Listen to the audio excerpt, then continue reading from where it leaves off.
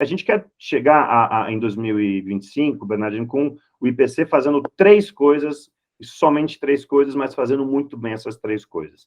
E isso vai estar refletido no nosso planejamento estratégico que a gente está publicando em 2 a 3 semanas. A gente quer fazer apoiar os nossos membros e atletas, então é isso. Como eu faço o Comitê Paralímpico da Austrália e para o próximo nível de desenvolvimento dele, mas como eu faço também o Comitê Paralímpico da Guatemala, do Burundi, da Namíbia e para o próximo nível de desenvolvimento dele, que é diferente, obviamente, do Comitê Paralímpico Australiano, né? Como a gente vai fazendo com que o esporte paralímpico se consolide nos 185 países que hoje a gente tem e chegue aos 206 países que o Comitê Olímpico Internacional tem.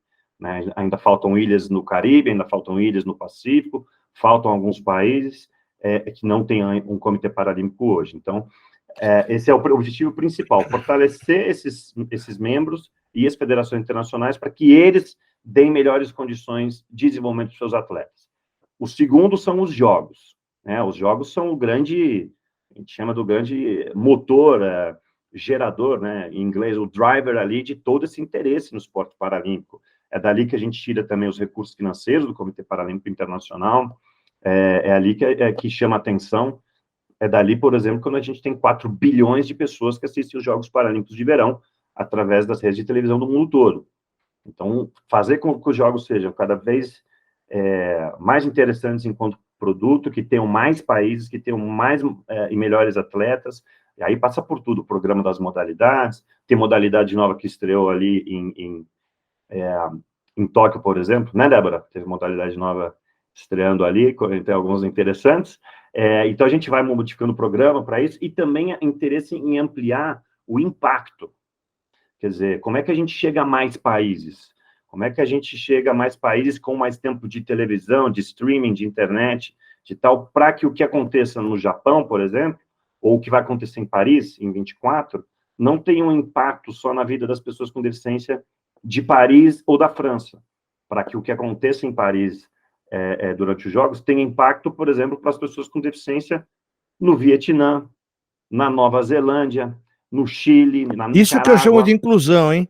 Isso realmente é para aquilo que realmente a gente tem como ferramenta os Jogos Paralímpicos. Perfeito.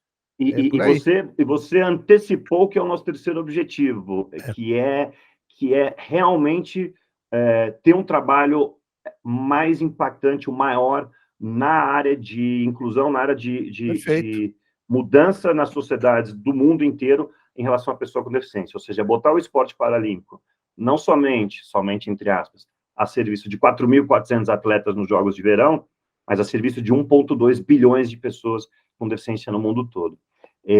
Uma coisa que a gente foi entendendo ao longo dos últimos anos é que o único evento, pensa nisso, o único evento de caráter global que coloca as pessoas com deficiência como atores e atrizes principais é um evento esportivo que se chama Jogos Paralímpicos.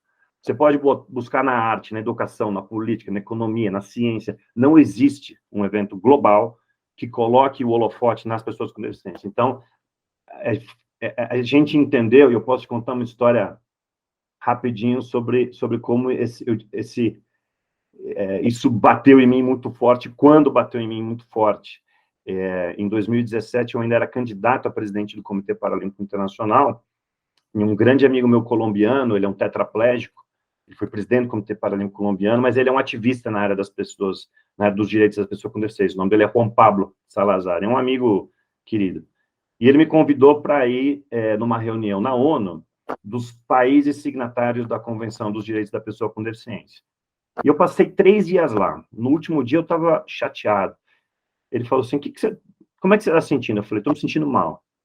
Não estou feliz aqui. Ele falou, por quê? Eu falei, porque tem 20 anos que eu estou no movimento paralímpico, achando que estou caminhando para a inclusão das pessoas com deficiência e tal, e eu não tenho ideia do que está acontecendo aqui. O movimento paralímpico não tem conexão com esse outro mundo da sociedade civil, dos governos, das ONGs, enfim, voltadas para a luta dos direitos das pessoas com deficiência. Então, eles estão remando para um lado, a gente tem o maior canhão possível para apoiá-los, e a gente está remando para o nosso lado, fazendo a nossa, enfim, caminhada, e olhando para a gente e dizendo, nós somos esporte de altíssimo rendimento, e é só isso. E ali me bateu que, assim, a gente é esporte de altíssimo rendimento, mas a gente é mais do que isso. Né, a gente é mais do que ouro, prata e bronze. O movimento paralímpico, e ele é forte porque ele é esporte, né, porque ele tem atletas como a Débora, tem profissionais como o Dr. Ezio, tem, enfim, um exército de gente do mais alto nível trabalhando para o sucesso dos atletas, mas ele pode ter se canalizado, e se a gente tiver diálogo com as sociedades ao redor do mundo, um segmento das pessoas com deficiência, ele pode ser muito bem utilizado para melhorar a vida de 1,2 bilhão de pessoas. E a gente não fazia isso no IPC. E eu ali já tinha 4 anos de vice-presidente, 4 anos no comitê executivo, então ali me bateu eu estou há tanto tempo nesse movimento e eu ainda não entendi o potencial pleno dele. E é isso que a gente vai fazer, então. São 3 coisas. Apoiar membros e atletas, jogos e mudar o mundo. É pouca coisa.